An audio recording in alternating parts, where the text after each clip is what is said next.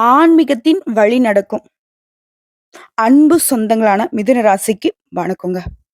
மிதுனம் அப்படின்னாவே அதி புத்திசாலிங்க தான். சாமர்த்தியசாலிங்க தான். சமயோகித புத்தி ஒரு ஸ்பார்க்ல வேலை செய்யும். நல்லா சிந்திப்பாங்க. நல்ல யோசனையால மத்தவங்களுடைய மனசு நோகாம பேசக்கூடியவங்க, செயல்படக்கூடியவங்க. ஒருத்தவங்க இவங்கள மடக்கி பேசணும்னு வந்தா கூட, அவங்க இவங்களோட பேச்சுக்கு மறுபேச்சு பேச முடியாம வாய் கட்டி, கை கட்டி நிப்பாங்க.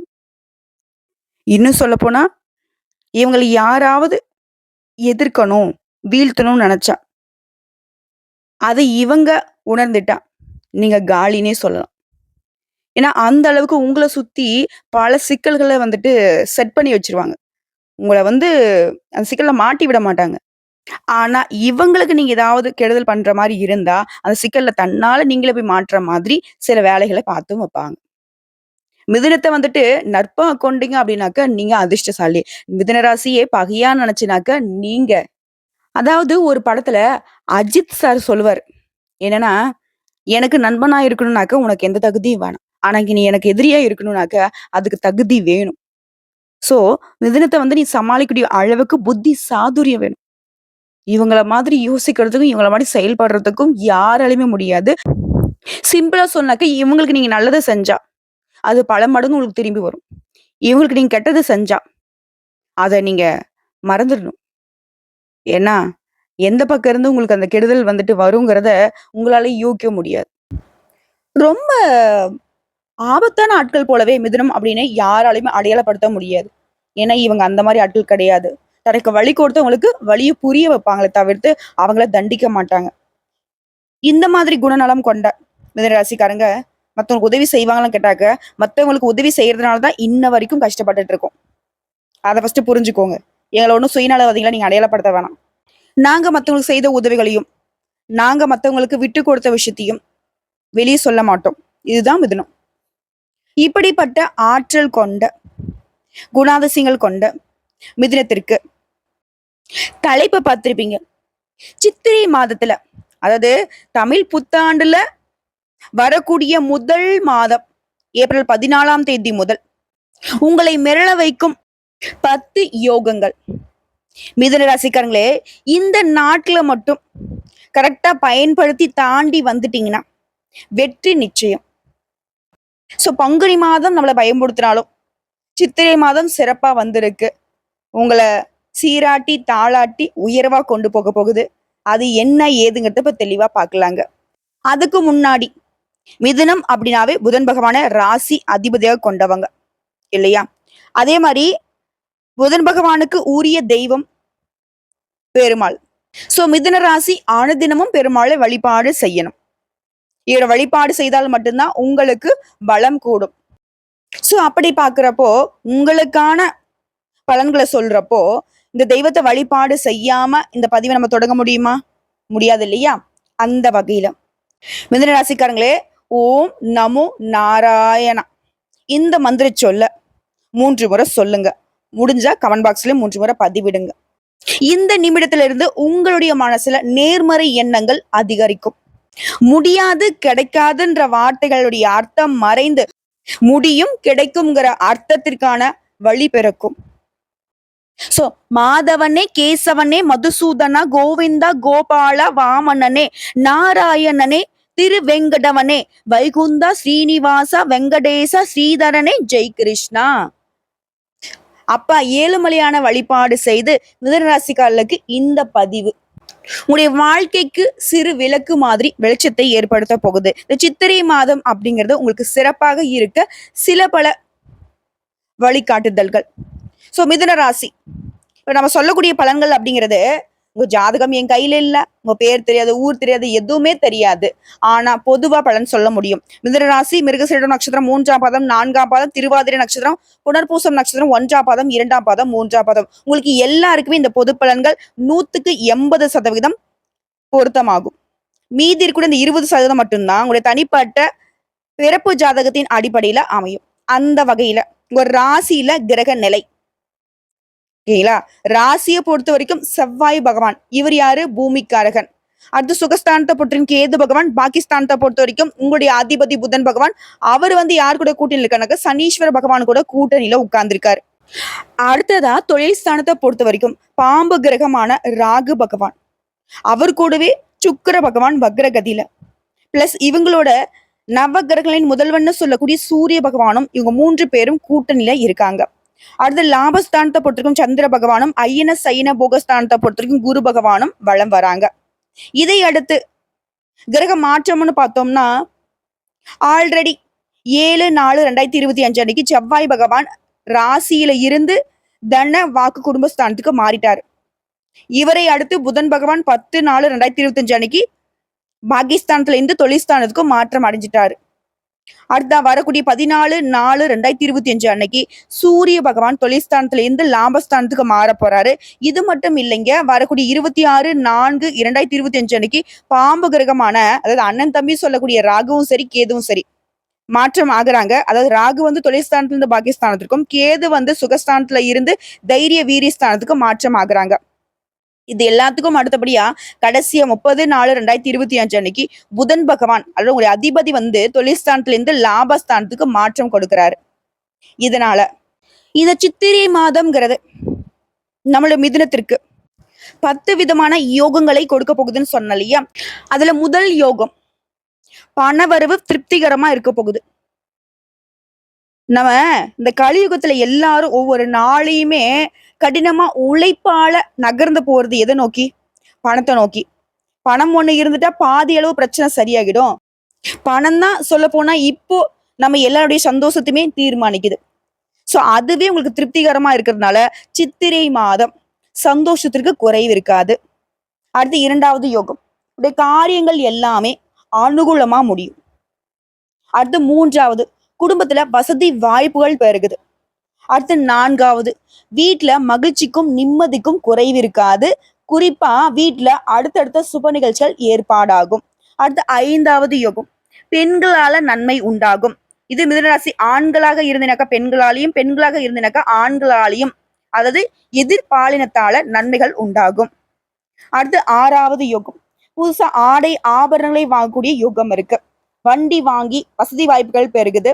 புதுசா சொத்து வாங்குறது, வீடு வாங்குறது, இந்த மாதிரி சொத்து சேர்க்கையும் இருக்கு. சோ பொருளாதார நிலையில உயர்வை பார்க்க போறீங்க. அடுத்து 7வது விஷயம் குடும்ப வாழ்க்கை குதூகலமா இருக்கும்.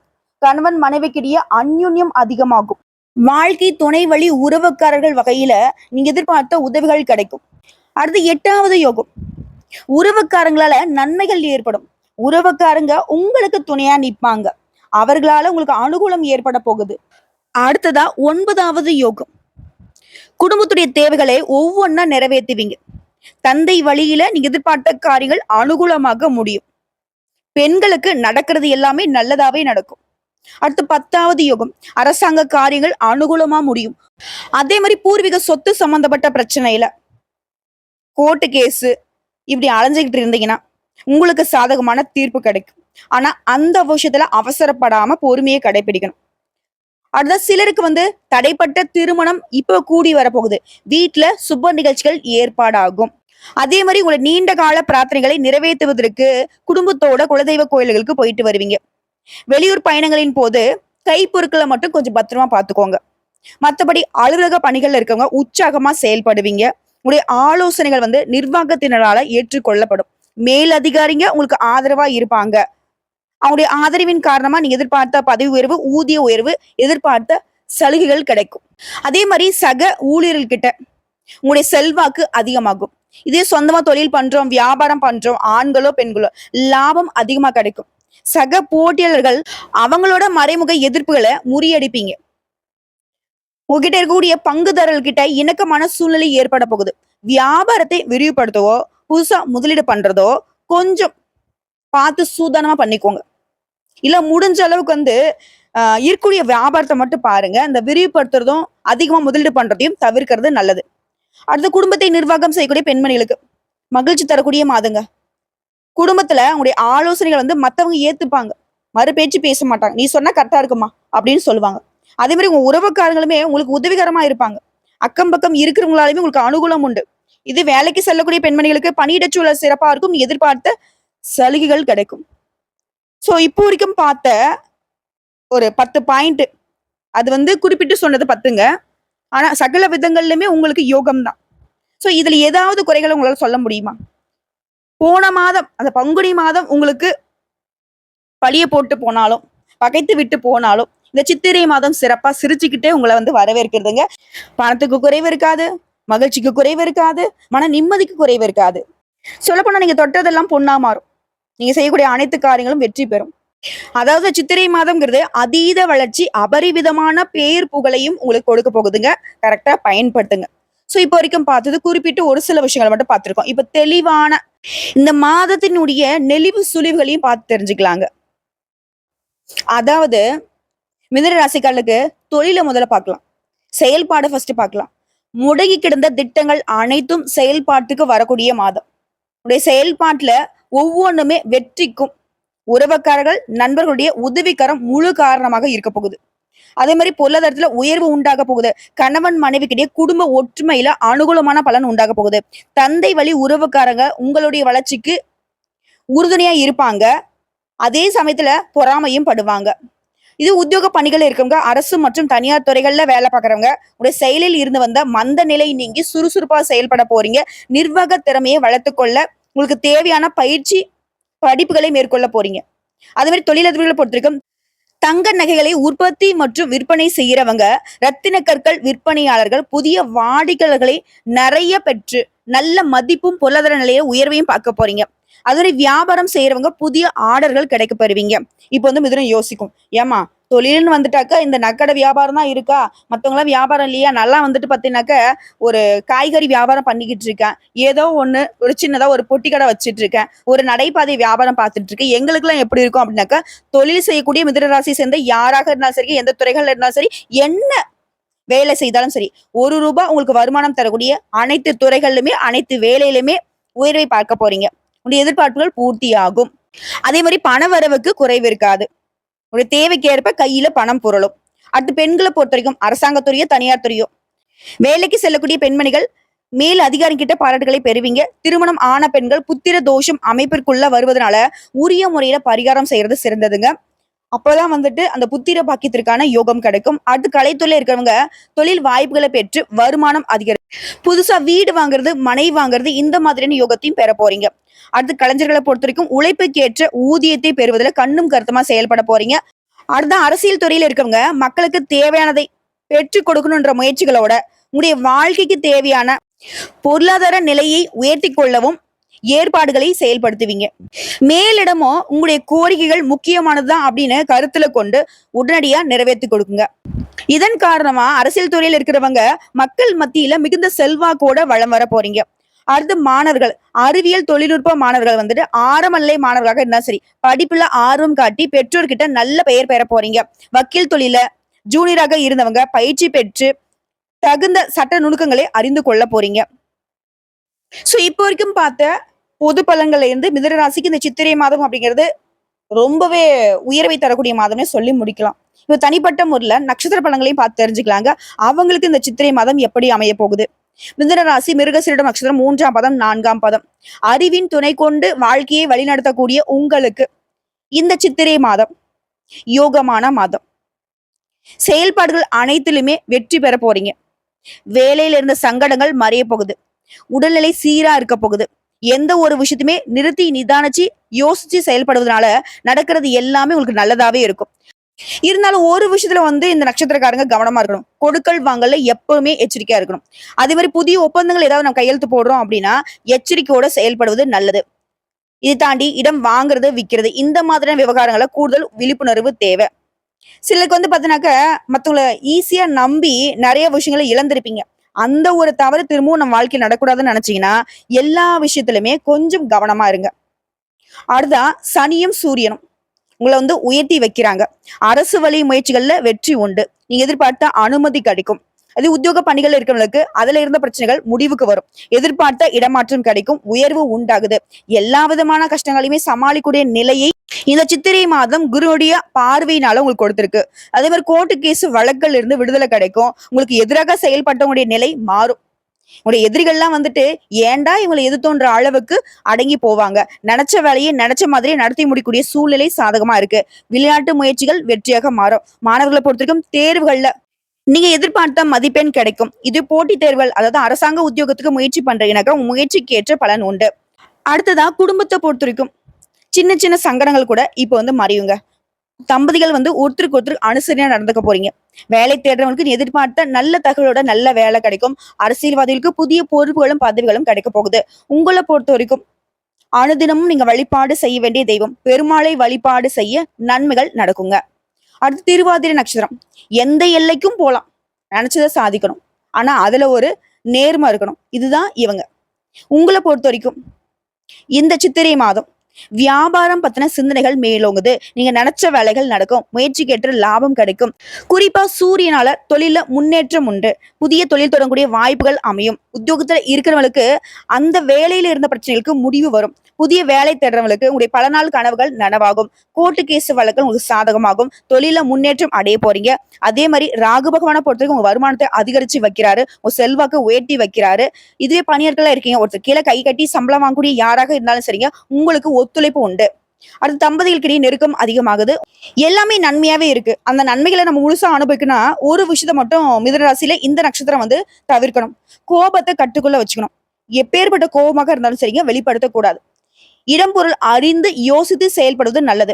அதே மாதிரி எந்த ஒரு விஷயத்துமே அவசரமா செய்யக்கூடாது. ஒரு விஷயத்த நீங்க அவசரமா செய்றீங்கன்னா அது உங்களை தவறான பாதை கொண்டு போயிடும். பார்த்து சூதானமா செயல்படுங்க, நிதானமா செயல்படுங்க. அதே மாதிரி ஒரு வேலையில கவனம் இருக்கணும். புதிய முயற்சிகள் நன்மை கொடுக்கும். ஆனா அது பலகட்ட யோசனைக்கு அப்புறம் தான் நீங்க செய்யணும். ஒரு சிலருக்கு தொழில் ரீதியா கொஞ்சம் அலைச்சல் அதிகமாகும். இன்னும் ஒரு சிலர்லாம் வெளிநாட்டுக்கு வெளியூருக்கு போகக்கூடிய நிலை கூட ஏற்படும். எல்லாத்தையுமே சமாளிக்கக்கூடிய சக்தி இந்த மாதத்துல உங்களுக்கு உண்டு. அடுத்து மாணவர்களை பொறுத்த வரைக்கும் படிப்புல கவனமா இருக்கணும். அலட்சியத்துக்கு இடம் கொடுக்காம படிப்புல ஆர்வம் காட்டுங்க. போட்டித் தேர்வுகள்ல நீங்க நல்ல மதிப்பெண்களை பெற இது உங்களுக்கு துணை நிற்கும். உங்களை பொறுத்தவரைக்கும் பரிகாரம் மற்றும் வழிபாடுங்க. அனுதினமும் விஷ்ணு பகவானையும் துர்க்கை அம்மனையும் வழிபாடு செய்ய தொட்ட காரியங்கள் வெற்றியை கொடுக்கும். அடுத்து புனர்பூசம் நட்சத்திரம் 1ஆம் பாதம் 2ஆம் பாதம் 3ஆம் பாதம் நினைச்சதை சாதிக்கூடிய உங்களுக்கு இந்த சித்திரை மாதம் முன்னேற்றமான மாதம். திட்டமிட்டு செயல்படக்கூடிய வேலைகள்ல லாபம் உண்டாகுது. உழைப்பு அதிகரித்தாலும் எதிர்பார்ப்புகள் பூர்த்தியாகுது. உடல் நிலையில இருந்து வந்த பாதிப்புகள் விலக ஆரம்பிக்குது. அதே மாதிரி உங்களுக்கு இருக்கக்கூடிய எதிர்ப்புகள் பிரச்சனைகள் இந்த நிலையில மாற்றம் உண்டு. நீண்ட நாட்களாக நீ எதிர்பார்த்த இடமாற்றம் பதவி உயர்வு கிடைக்கும். அரசியல்வாதிகளை பொறுத்திருக்கும் உங்களுடைய நிலையில உயர்வு உண்டாகுது. உங்களுடைய மறைந்திருந்த செல்வாக்கு இப்ப வெளிப்பட போகுது. வியாபாரம் லாபத்தை கொடுக்கும். பெரிய மனுஷங்களுடைய ஆதரவும் ஒத்துழைப்பும் கிடைக்க போகுது. அரசு வழியில நீ எதிர்பார்த்த அனுமதி கிடைக்கும். அதே தள்ளி போன கோர்ட்டு கேஸ் முடிவுகள் உங்களுக்கு சாதகமா வரப்போகுது. தொழில் தொடங்கக்கூடிய முயற்சிகள்ல வெற்றி உண்டு. வேலைக்காக முயற்சி பண்றீங்களா, நல்ல தகவலோட நல்ல வேலை கிடைக்கும். அதே மாதிரி சனி பகவானால எடுத்த வேலையில முடிவு வரும். சுக்கிரனும் வக்ரமாகி இருக்கிறதுனால தம்பதிகளிடையே அனுசரிச்சு நடந்துக்கோங்க. புதிய வேலைக்கு முயற்சி பண்றீங்க அப்படின்னா கூடுதல் கவனம் தேவை. அடுத்து மாணவர்களை பொறுத்திருக்கும் மாற்று சிந்தனைகளுக்கு இடம் கொடுக்காம படிப்புல மட்டுமே கவனம் செலுத்துவது நல்லது. அதே மாதிரி சின்ன வியாபாரிகளாக இருந்தா சரிங்க, புதிய முதலீடுகளை செய்யறதுக்கு முன்னாடி நல்லா யோசிச்சுக்கோங்க. இது ஷேர் மார்க்கெட்ல நான் தொழில் பண்ணிட்டு இருக்கேன் அப்படின்னாக்கா உடைய எதிர்பார்ப்புகள் தள்ளி போகிறதுக்கு வாய்ப்பு இருக்கு. ஸோ அதீத முதலீடு வேணா இருக்கிறத வச்சு உருட்டிக்கோங்க. உங்களை பொறுத்த வரைக்கும் இந்த சித்திரை மாதத்துல நீங்க வழிபாடு செய்ய வேண்டிய தெய்வம் வைத்தியநாத சுவாமியை வழிபாடு செய்ய வளம் அதிகமாகும். சோ இப்போ வரைக்கும் பார்த்தது பொது பலன்கள் மற்றும் நட்சத்திர பலன்கள். மிதுனராசிக்கு சித்திரை மாதம் சிறப்பாக தான் இருக்கு. சோ உங்களை பொறுத்தவரைக்கும் பொதுவான பரிகாரம் மற்றும் வழிபாடுங்க. வியாழக்கிழமைகள் தோறும் ஆஞ்சநேய பெருமானுக்கு துளசி மாலை இட்டு அர்ச்சனை செய்து வழிபாடு செய்ய மனசுக்கு தன்னம்பிக்கையும் தைரியமும் அதிகமாகும். உடல் வலிமையும் கூடும், மன வலிமையும் கூடும். அதே மாதிரி மகான்களுடைய சமாதியை வழிபாடு செய்யறது நன்மையை கொடுக்கும். அதே மாதிரி 2வது பரிகாரம், முடிஞ்ச வரைக்கும் ஒவ்வொரு புதன்கிழமைகள் தோறும் அருகில் இருக்கக்கூடிய பெருமாள் கோயிலுக்கு போயிட்டு 11 முறை அவரை வலம் வர்றதும் உங்களுக்கு அதிர்ஷ்டத்தை கொடுக்கும். அதுதான் உங்களை பொறுத்த வரைக்கும் அதிர்ஷ்டமான கிழமைகள் புதன் மற்றும் வியாழன். ஏதாவது நல்ல காரியங்கள் தொடங்கினாக்க இந்த நாட்கள்ல தொடங்க உங்களுடைய எதிர்பார்ப்பையும் தாண்டி நீங்க தொடங்கக்கூடிய காரியங்கள் அனுகூலமா முடியும். அதுதான் உங்களை பொறுத்தவரைக்கும் சந்திராஷ்டமம் இருக்கக்கூடிய தினங்கள்னாக்க ஏப்ரல் மாதம் 21, 22 இந்த 2 நாட்கள் எங்கும் கவனம், எதிலும் கவனம். மற்றபடி மிதுன ராசிக்காரங்களே ஒரு குறையும் இல்லை. நீங்க பயப்படுற மாதிரியோ பதட்டப்படுற மாதிரியோ எதுவுமே இல்லை. ஒரு சின்னதா கூட குறை சொல்லக்கூடிய அளவுக்கு இந்த சித்திரை மாதம் எந்த வகையிலுமே உங்களை கஷ்டப்படுத்தாது. இது உண்மைங்க. ஸோ வரக்கூடிய வாய்ப்பு கரெக்டா பயன்படுத்துங்க. நல்லதே நடக்கும். வாழ்த்துக்கள். வீடியோ பதிவு உங்களுக்கு பிடிச்சதுனாக்க நம்மளுடைய வாராகி ஜோதிடம் சேனலுக்கு லைக் பண்ணி, ஷேர் பண்ணி, சப்ஸ்கிரைப் பண்ணி பக்கத்துல இருக்க பெல் ஐக்கான கிளிக் பண்ணி வச்சுக்கோங்க.